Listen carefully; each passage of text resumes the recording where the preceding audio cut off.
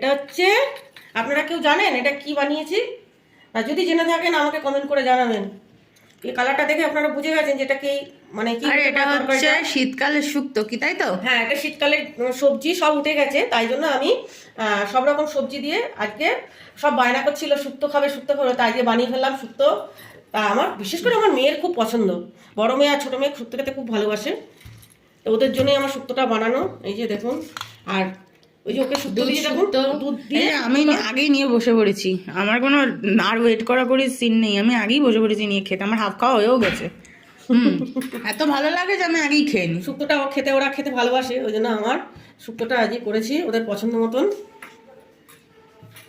কেমন লাগলো আপনাদের অবশ্যই লাইক কমেন্ট করে যারা দেখতে কেমন হলো, আদৌ অনুষ্ঠান বাড়ির মতন হলো? আমি তো বানিয়েছি অনুষ্ঠান বাড়ির মতনই, আদৌ হলো কি না আপনারা একটু কমেন্ট করে জানাবেন আমাকে।